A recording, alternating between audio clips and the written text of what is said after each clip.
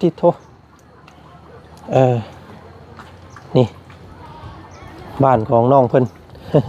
เปียกเปียบเต็มไปด้วยอันว่าน้ำเนาะโอ้ยอุ๊บล้างหน้าล้างตาบางก่อนพี่น้องเอ้ยไปเบิ่งนั่นฟุตบอลจากใดดิเบิ่งน้ำบ่โอ้ยผลแห้งอีดีเนาะแห้งหลายพี่น้องเอ้ยใกล้ฮอดเฮือนแล้วมื้อนี้ฮอดแล้วเฮือนคำว่าตกยังบ่เช้านี่ฮอดได้นี่เนาะปกติมาฮอดบ่น้ำมาฮอดบ่เฮือนพี่ฮอดแล้วทั่วบ่เลยทางนี่ทั่วหมดแล้วอ๋อโตน้ำใหญ่ขนาดอุ้ยก็เป็นแต่ย่านแท้อันนี้พี่น้องเอ้ยเนาะมีรถทางไปบ่ได้แล้วทางมืดท่วมเลยทางนี่ตะเก่าแล้วเนาะเอาเข้ามาเอาไว้นี่ก่อนนักก่อนโอ้พอแล้วบ่ย่อก็ย่าเจ้านั่นนักให้ลูกชายย่อเด้อพ่อแล้วตะเก่ามาฮอดพี่ว่าพ่อเจ้าว่าตะเก่ามันฮอดมันแล้วน้ำมันแล้วจนฮอดทางรถใหญ่สำนี่ไปบ่ได้คือรถเจ้านี่จนว่าอยากสิไปบ่ได้นะน้ำนี่ไดโดยทางปกติลีซั่นนี่พี่น้องเอ้ยเนาะเพื่อนเฮาซ้ำนึงพี่เพื่อนนะ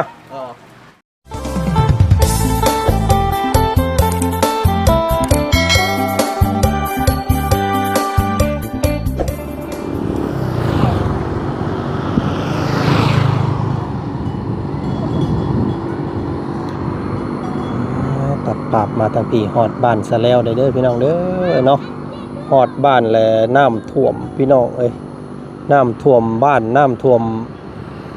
น้ำยืงเนาะของรถเด้อ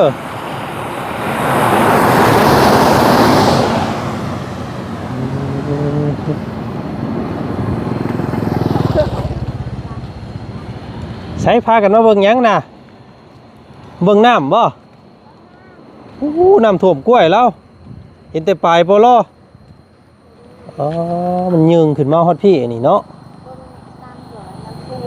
อุ้ยพี่น้องเอ้ยกล้วยแล้วจนเพียงปลายอันนี้มันขึ้นมาแต่เซ่เพิ่นบ่นี่โอ้ยไปจูดงไปเมื่อฝนมาแล้วโตพี่น้องเลยเนาะฮอดแล้วมาฮอดเด้อพี่น้องเด้อฮอดบ้านสะแล้วเมืองเซโปนแล้วพี่น้องเลยมาฮอดแล้วพร้อมกับฝนเนาะขึ้นฟ้าขึ้นฝนคือเก่าพี่น้องเลยมื้อนี้ก็ได้มาฮอดบรรยากาศตอนแรงเนาะโธ่น้ำท่วมเซโปนพี่น้องเลยรอบนี้ เนาะผ่านมาอันตัวเมืองเซโปนนั่นเพิ่นฮุบกันขึ้นมาอยู่หิมถนนใหญ่พากันกลางเต้นแล้วก็เอาเตียงนอนสลายอยู่พี่น้องเลยเนาะพังเบิ่งมื้ออื่นคำว่าฟ้าฝนยังบ่ทรงบ่หยุดเลยเฮาสิไปซอยเบิ่งก่อนพี่น้องเลยเนาะไปแจกจ่ายของอยู่ของกินให้เพิ่นก่อนช่วยเหลือเพิ่นซำที่ช่วยได้เนาะโอ้ยโพดโพพี่น้องเอ้ยฝนเนาะเนาะมาฮอดเพื่อนของน้องสอนเพิ่นป้านี่ห้อยน้ำในพี่น้องเอ้ยนี่อันหากระบกเนาะหากระลงโตฝนผลึกเฮ็ดลมปึ๊บเรียบร้อยพี่น้องเอ้ยที่โทนี่บ้านของน้องเพิ่น เปียกเปียบเต็มไปด้วยอันว่าน้ำเนาะโอ้ยล้างหน้าล้างตาบางก่อนพี่น้องเอ้ยเป็นจังไดดิเฮือนน้องเพิ่นเนาะเห็นเพิ่นส่งคลิปมาให้เบิ่งผลหัวว่าสันพี่น้องเอ้ยมันหัวลงมุงอันนี้เนาะเพราะว่าสร้างเพิ่นยังบ่ทันได้ลบเด้เพราะว่ายังสิเปลี่ยนผาอยู่เนาะเปลี่ยนผาอะไรเพิ่นยังบ่ทันลบมันก็เลยเฮ็ดให้เปียกว่าซั่นซะพี่น้องเอ้ยทู่เปียก เปียกเปียกเปียกพี่น้องเลยเนาะโพดดีๆนำนี่ อันนี้ก็มุงจูพื้นจูไฟน้องเพิ่นเนาะเปียกเทิงเฮือนโอ้ยพี่น้องเอ้ยนี่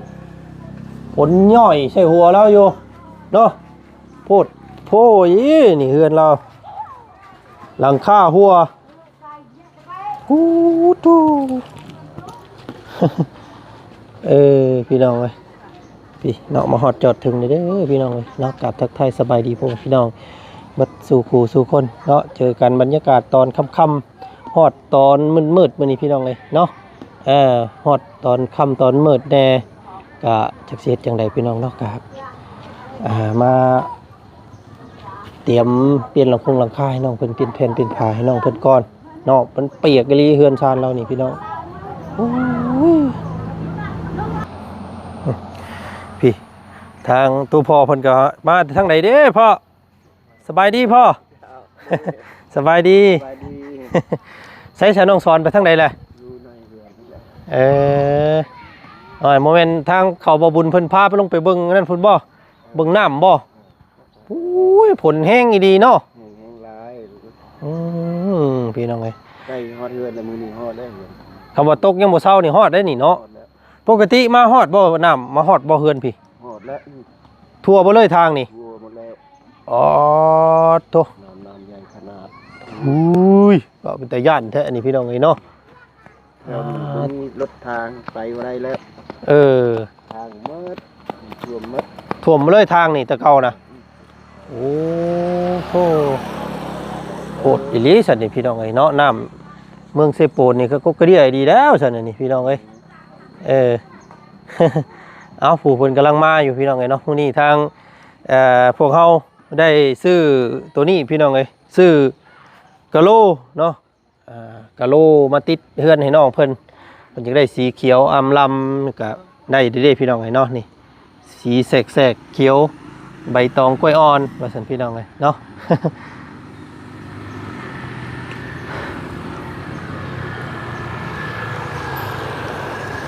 พักอยู่บ่ครับติดใจอยู่บ่ ถืออยู่ คล้ายกันเนาะพวกคนยังมาตกน้องชาย เอาลงขนช่วยกัน ผมนั่ง หักลงพื้นมันเด้อกล่องมันเปียกเด้ เอาเทอละซองพ่อมันนัก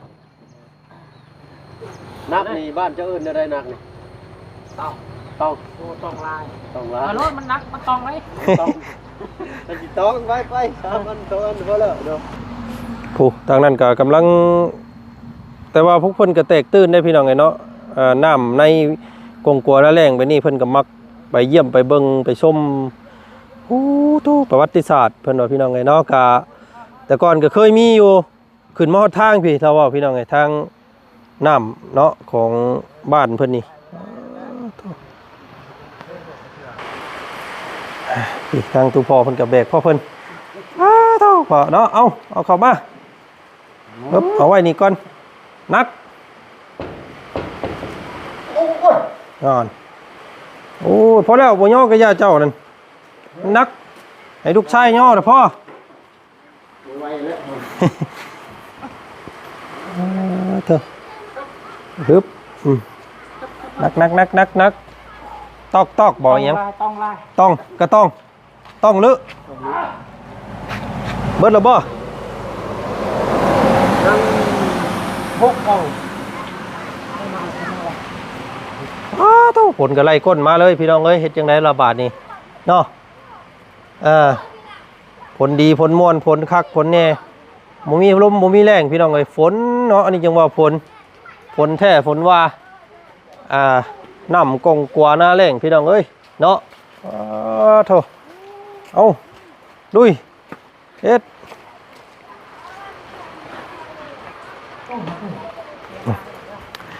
เนาะเลาะเบิ่งชมสภาพเลยรอบเฮือนชานของน้องเพิ่นเบิ่งก่อนพี่น้องเนาะเป็นจังใดโตแต่ว่าแผ่นผ้าเนาะสะอาดสะอ้างดีเนาะกันฟ้ากันฝนได้แต่ว่ามันพุ่นและหลังคาพุ่นและทั้งเทิงมันหัวพี่น้องเอ้ย หัวหุใส่หัวเราเปียกเบิดตุลุมตารางเราเนาะ แ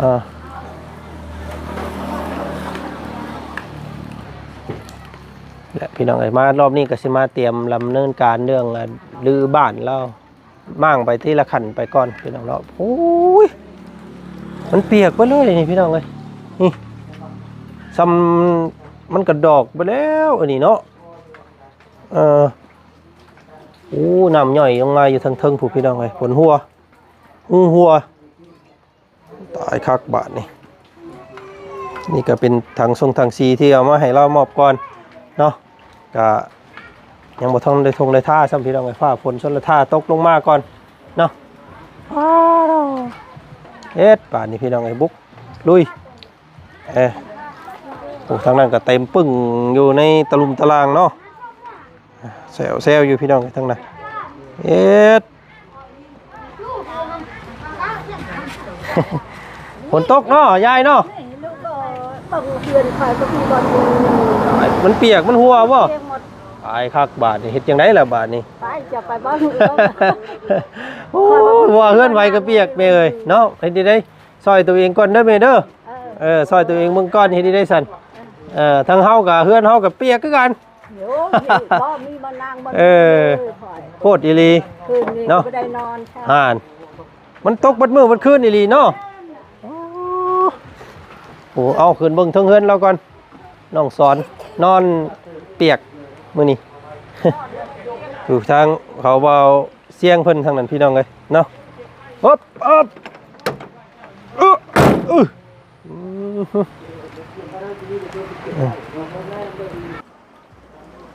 เนาะโอเคพี่น้องเอ้ยเรียบร้อยหนาวตอดยอดตายคักบาดนี่พี่น้องเอ้ยน้องทรายหล่าเพิ่นเนาะนั่งพิงไฟอุ่นน้ำต้มฮ้อนน้ำย่อยใส่หัวปอกอยู่เนาะ มันหัวบ่น้องกันน่ะทั้งนี่บ่มุ่งกันว่าเฮาเห็นตอนนั้นนั่นบ่ตกแต่เฮิงนะบ่ไฟอันน้ำนี่ฝนนี่จักมื้อแหละมันตกมื้อ3 มื้อ2 มื้อ2 มื้อแล้วอันนี้มันบกเลยบ่น้ำในนี่มันบกลงเลยบ่ดีว่ามันก็หาขึ้นมาอันน้ำมันขึ้นมาคืนคำว่ามื้อแรงมันคืนอีกนี่มื้ออื่นนี่ฮอดตารางเฮือนเจ้าเนาะแล้วหมดแล้วแต่เก่ามาฮอดพี่ว่าพอเจ้าว่าแต่เก่ามันฮอดหมดแล้วน้ำหมดแล้วจนฮอดทางรถใหญ่สำนี่ไปบ่ได้คือรถเจ้านี่จนว่าอยากสิไปบ่ได้นะน้ำนี่ได้โดยอยู่ทางกุกกะเรียลีซั่นนี่พี่น้องเอ้ยเนาะเฮือนเฮาซ้ำนึงเฮือนนะมันสิบ่ท่วมมันเจ้านอนกลางคืนระวังได้ใช่มันน้ำยืงขึ้นมานี่ห้อยพดไว้ได้ให้มันเข้าจมูกเนาะขึ้นซ้ำนี่เฮาที่ท่องหมดตายครับสาวพี่น้องเอ้ยไปเฮ็ดเฮือนต่ำให้น้องเพิ่นแล้วสบายนี่เฮ็ดได้สบายนี่มันท่วมลงมาพี่ก็ขึ้นทั้งเฮือนเนาะมันบกลงมาจังลงมานอนเนาะโดยนอนเปียกมันหลังคาหัวแล้วเอาใจเย็นเนาะให้มันเบิดมิดฟ้ามิดฝนก่อนทางพวกอ้ายก็กำลังสิมาเปลี่ยนหลังคาให้ใหม่พี่น้องเอ้ยเนาะงบหลังคาก็มีครบหมดแล้วมีแต่ถ่าสร้างเพิ่นมาดำเนินการอย่างเดียวบาดนี้เนาะอดใจเพราะว่าเห็นน้องเพิ่นถ่ายคลิปลงไปมื้อนั้นพี่น้องเอ้ยป้าโตฝนย่อยเชหัวอยู่ว่าซั่นเนาะ โอ้ยโพดดีพี่น้องไอ้เนาะมันหัวแต่มุงนั้นน่ะเฮาเห็นนั่นแหละเนาะ 3-4 ฮู้นั่นแหละเข้ามันบ่เปียกบ่โทษบ่เนาะถึงเข้านะเข้ามันเปียกแม่ยามมัน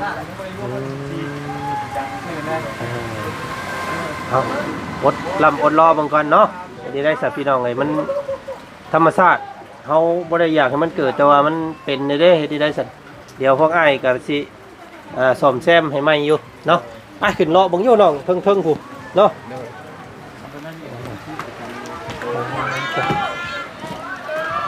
พี่น้องเนาะขึ้นมาทางเฮือนทางซ่านของน้องเพิ่นก่อนมืดเนาะมืดแท้นี่พี่น้องเอ้ยเปียกเบิดอันนี้เนาะปกติน้องเพิ่นแหละพี่น้องขนาดเฮือนบ่จันแน่นนาแท้ๆยังเปียกเนาะเสริญเฮือนน้องเพิ่นซ้ำนี่มันก็เบิดแล้วนี่ส่วนหลายมันตัวนี้เนาะ มุงนี่มันโอ้ยเครื่องของอยู่ในหม่องห้องเจ้ามันบ่เปียกเบิดเด้อบ่เนาะเปียกเบิดเลยเนาะอ๋อที่ท่อมุงน้องเพิ่นนอนนี่บ่ได้หัวคือกันได้นี่เนาะเปียกเบิดอันนี้ก็นี่ ชาแล้วคุณชาเอา มันสาดเข้ามา โดน โอ้ยเนาะเนาะเขาปลูกเพิ่นก็4-5กระสอบนี่ห้อยเนาะใกล้สิเป็นเขาอันออกงอกได้บาดนี้ โอ้ยเฮ็ดจังไดอดเอาเนาะเนาะอดเอาจักหน่อยพี่น้องเอ้ยเดี๋ยวทางสร้างเพิ่นมาเปลี่ยนให้เนาะเดี๋ยวเพิ่นมาเปลี่ยนมาหลังคาให้ใหม่โอ้โตโคตรเนาะพวกกระเดียพวกอีพี่น้องเอ้ยมื้อนี้ ตกบ่ยับบ่ย้อนฝนก็ได้ตกแท้ตกว่าเนาะ โดน กินข้าวแล้วบ่ กินแล้ว กับหยังมื้อนี้ เครียด เครียด โดน ไอ้ก้านเองนี่บ่ โดน โถเครียดหยังอยู่พี่มันเอิ้นเครียดหยังน้องช่วยซุมเจ้ากินเครียด รถเชียด ฮะ รถเชียด เครียด เอิ้นคือกันอยู่บ่เนาะกับบ้านเฮาเครียดตะโมแม่นบ่ เครียด เครียดหยังซะเจ้ากินเครียดแบบใดเครียด รถชรอ เอ่อ เอาเครียดมันไล่ชนิดรถชรอ แม่น ปาด เออ รถไอ้เจ้า เครียดตะป่านี่คือกันเอิ้นเนาะ เออ เครียดเอาเจาะก็มี รถไอ้เจ้า ขวดเอาเจาะ แล้วก็กบนั่นไอ้เจ้า อ๋อเอาเจาะกบ เออ โอ้เออ โอ้ยเนาะก้านนี่ก้านอยู่พี่ก้านอยู่ตามหมู่ได้มันอยู่ทางบ่ การมีท่ามีคน เลาะยังตามทางตามเดินนั่นว่ามันนำยังนี่เนาะ แล้วก็เข้าอยู่ในน่องเป็นน่องน้ำ อึ่งมีบ่อึ่ง บนนี้ มีแต่กบเนาะ โดยมีแต่กดฮาร์คัน กดคารา โอ้ยเว้ายากอยู่แท้พี่น้องเอ้ยเนาะอาบน้ำอาบท่าแล้วบ่มื้อนี้ อับแล้ว เรียบร้อยแล้วมื้อนี้เนาะมีหยังจะกินแรงมื้อแรง กินเครียดนั่น ตัวยังบวชอยู่เขียด น้อยเดียว เนาะมื้ออื่นมื้อละอ้ายสิซื้อของอยู่ของกินมาให้เด้อ โดยไฟ มื้อนี้อดกินเขียดไปก่อน โดย มาค่ำพี่น้องก็บ่ได้ซื้อหยังเลยวิ่งตรงขึ้นมาเพราะว่าย่านนั้นอีหยังบ่เดินนั่นกระเบื้องเก็ดกระเบื้องเปื่อยแต่ว่ามันก็เปื่อยแล้วแหละบ่ทันแล้วพี่น้องเนาะ เอาดีใจนำเด้อได้กระเบื้องสีที่มักเนาะ โดย มักอยู่บ่กระเบื้องนี่ มา พี่น้องเลยสีเขียวแล้วก็ตัดขาวเนาะ โดย งามใส่นี่พี่น้องเลยทางเมืองฝนหยุดก่อนมื้ออื่นเขาตกไปนี่ก็สร้างเพิ่นก็จักสิได้มาให้หรือบ่แล้วพี่น้องเลยเนาะมันเฮ็ดเวียกบ่ได้มาก็ได้เนาะไปซะเนาะมื้อนี้ลาก่อนเด้อซะน้องเด้อ โดย เอ้าขอบคุณใจทั้งแม่เพิ่นแน่เพิ่นซื้อกะโลให้ โดยขอบใจเด้อแม่จะดีโดยให้ไปยินดีนี่แฮะมันจะก็ได้ของใครไม่เคยมีก็แค่สำเนียงแหละ เด้อเอาเนาะขอบคุณขอบใจหลายๆพี่น้องเอ้ยบุญคำน้ำสู้น้องเพิ่นก็ได้เนาะประวัติศาสตร์เคยท่วมว่าซั่นพี่น้องเอ้ยเนาะแถวนี้จนหอดเงินดังคุณ บอกง่ายๆเขตนี่เป็นเขตอันตรายเบิดเลยนี่เนาะพื้นที่ต่ำบอกง่ายๆนี่เฮือนถ้าเฮ็ดนี่ต้องให้มันสูงกว่านี้ว่าซั่นซะ โดย แต่ว่ามันก็เทินได้เฮ็ดอยู่ตารางนี่เด้เฮือนเราก็ได้เนาะ มันก็บ่ได้ใกล้บันไดกับน้ำเสประมาณลักหนึ่ง2ลัก ย่างลงไปนี่เนาะ โดย มันยึงขึ้นมาบาดนี่ โดย มันบ่คุ้งขัวเลยบ่เดี๋ยวนี้เนาะฮอดได้ขัวอู่ตะมึงนี่เนาะ ฮอดและ ย่านพี่น้องไอ้น้ำในเนาะไปซะเนาะลาก่อนมื้อนี้อาบน้ำอาบท่าก่อนไอ้ก็ได้เมื่อป้าได้น้องเด้อ โดย สบายดี สบายดี ไปพี่น้องไอ้เนาะผู้ทางบ่าวบุญบ่าวเสียงเพิ่นมาต้อนรับแต่ทางนั้นก็ได้เนาะไปพี่น้องไอ้กาสิจบคลิปนี้เพียงส่ำนี้ก่อนเนาะเจอกันใหม่อีกคลิปหน้าคลิปนี้ก็บ่มีหยังหลายมาฮอดจอดถึงแล้วพี่น้องเอ้ยเนาะเฮือนน้องสอนนอนเปียก